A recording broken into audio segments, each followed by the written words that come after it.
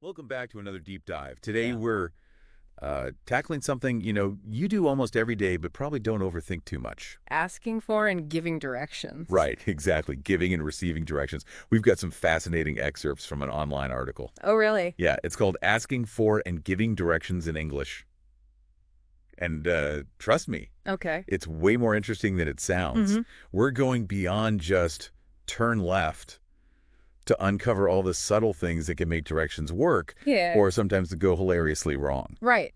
What's often overlooked, I think, is that giving directions isn't just about spitting out street names. It's about creating a shared sort of mental map. Oh, okay, so no pressure then. It's like building a Lego set using only words. Yeah, but speaking of Lego instructions, Uh, have you noticed how bossy directions can be? mm-hmm. Go straight, turn left. Yeah. It's all very imperative mood. Right.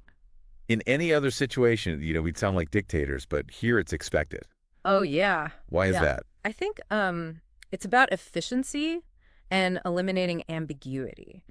When someone's lost, they don't need a polite suggestion. They need a clear command. It's like the difference between a doctor saying, maybe you could try taking an aspirin and take 2 of these and call me in the morning. Right, okay, so it's a bit of a directions doctor situation, right. but there's more to it than just bossing people around, right?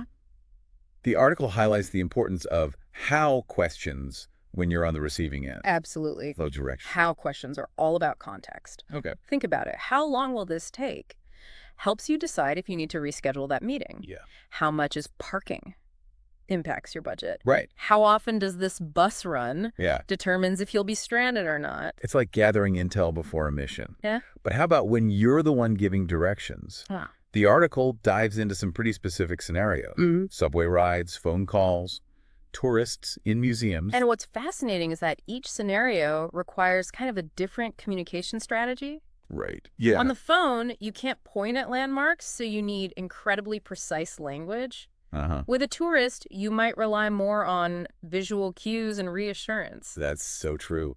Remember that time I tried giving my friend directions over the phone, and she ended up in a completely different neighborhood? Oh, no. I swore I was being clear, but obviously something got lost in translation. Wow. So let's break down these scenarios one by one, shall we?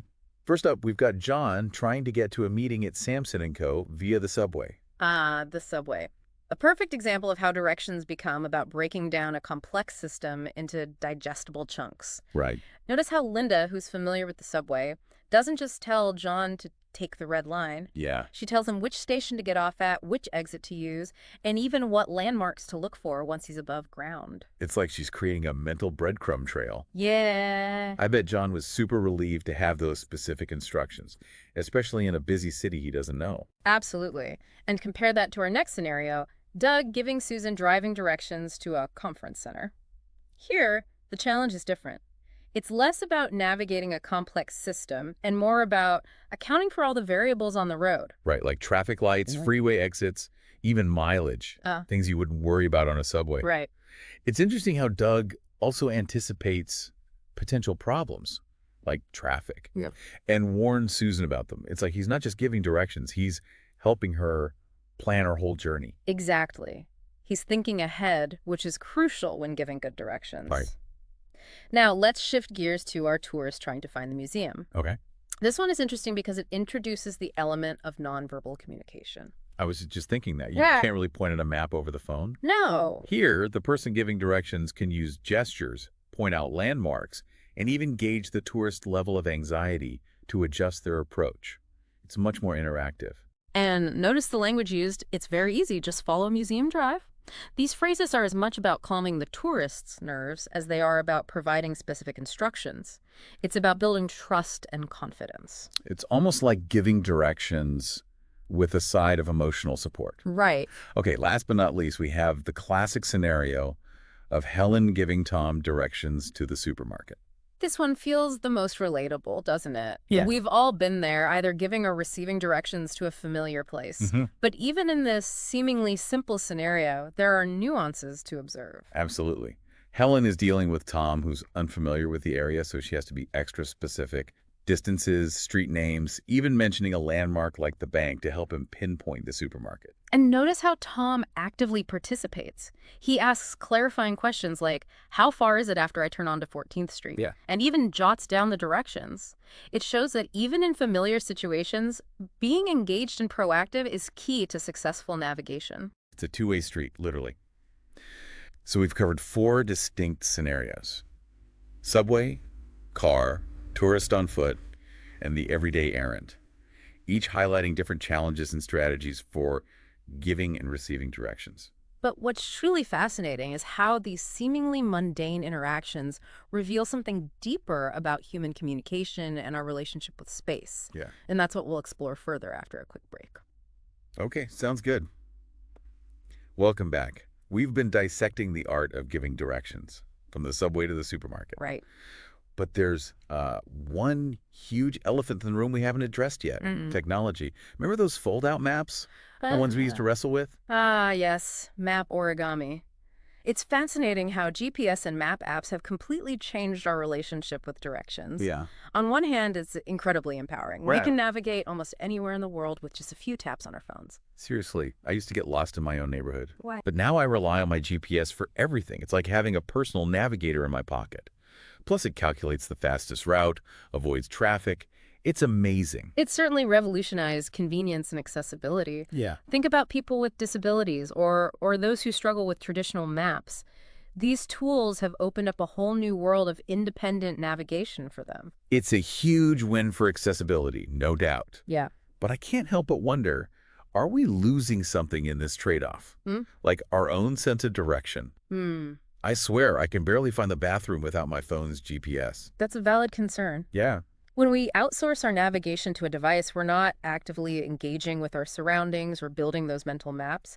It's like our brains are getting a free pass, which might not be a good thing in the long run. Right. What happens when the battery dies or we lose signal in a remote area? It's like we're becoming directionally helpless. There's also the danger of blind faith in technology. We might follow our GPS even when something feels off, like it's leading us into a lake. Oh, yeah. We need to retain a healthy skepticism and not completely surrender our own judgment. I've totally done that. Driven straight past a giant road closed sign because my GPS insisted it knew better. It's like we've become digital sheep, blindly following the electronic shepherd. And let's not forget the social aspect. Oh, right. Asking a stranger for directions can lead to unexpected connections, local insights, or even just a friendly chat. Those serendipitous moments are lost when we're glued to our screens. There's a certain charm to those interactions, isn't there? Remember that time we got lost in Rome and ended up having an impromptu coffee with a local who gave us the best directions and restaurant recommendations?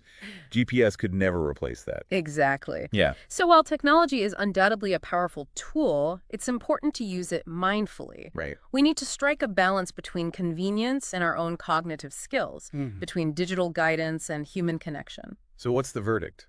Are we doomed to become directionally challenged zombies, slaves to our GPS overlords? Not necessarily. We just need to be aware of the potential pitfalls and make conscious choices. Okay. Don't let your GPS atrophy your brain. Use it strategically, but also challenge yourself to read maps, look for landmarks, and engage with your surroundings. Basically, be a navigator, not a passenger. And what about when we're on the giving end? Any tips for navigating the digital age of directions? Well, for starters, embrace the power of how questions, even with GPS. Okay. Ask, how long will this route take considering traffic? Or how much is the toll on this highway? Right, because GPS isn't always perfect. Exactly. They give you the fastest route, Yeah. but not necessarily the most scenic or cost-effective one. And when giving directions verbally, remember that clarity is key, especially if the person isn't using GPS. Right. Paint a vivid mental map using landmarks, distances, and clear instructions. Don't just say turn left. Say turn left at the giant rubber chicken statue. It's all about those memorable details. And most importantly, be patient. Giving good directions is an art, and not everyone is a natural Picasso. So true, especially when you're trying to explain directions to someone who's technologically challenged. It's a whole different level of patience required there. But even with all the advancements in technology, there's something fundamentally human about the act of asking for and giving directions. Yeah. It's about communication, connection, and helping each other navigate the world around us. And who knows, maybe by embracing both the old and the new, the analog and the digital, we can become even better navigators than ever before. Now that's a thought-provoking idea. And speaking of thought-provoking, the article we've been discussing focuses on directions in English, but I can't help but wonder. I see where you're going with this. How does all this translate across different languages and cultures? Exactly. I imagine there are fascinating variations in how people around the world communicate spatial information. Ooh, this is getting good. Let's dive into that after a quick break. Don't go anywhere. And we're back. You got us thinking globally now. We've been so focused on directions in English. Right.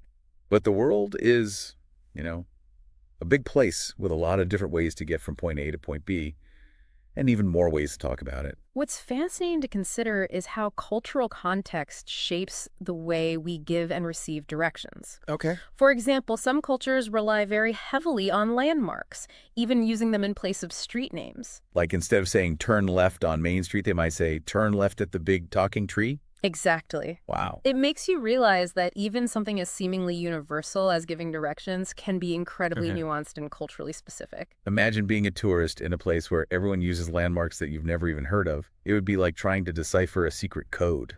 And think about nonverbal communication. Yeah. In some cultures, gestures might be far more important than verbal instructions. A simple point of the finger could be worth 1,000 words. It makes you wonder if some cultures are better at spatial awareness than others, just based on how they communicate directions. Are Italians naturally gifted navigators because they talk with their hands? Do desert nomads have a sixth sense for direction because they use the stars? Those are fantastic questions, and while there's no definitive answer, it's certainly a fascinating area of exploration. It highlights the interconnectedness of language, culture, and our perception of the world around us. So what can we learn from all this? I mean, beyond the obvious, brush up on your landmark vocabulary before traveling. I think the key takeaway is to be mindful of the cultural context when giving and receiving directions. Wow. Be aware of your own biases and assumptions. Right. And be open to different ways of communicating spatial information. So don't assume that everyone navigates the world the same way you do. Be patient, ask clarifying questions, and don't be afraid to admit when you're lost in translation. Literally. And remember, asking for directions can be an opportunity for cultural exchange and connection. Oh, yeah. It's a chance to learn from someone else's perspective and to broaden your own understanding of the world. It's like a mini adventure in itself. Well, folks, it seems we've reached the end of our deep dive into the surprisingly complex world of asking for and giving directions. We've journeyed from the grammatical intricacies of the imperative mood to the global variations in spatial communication, with a few humorous wrong turns along the way.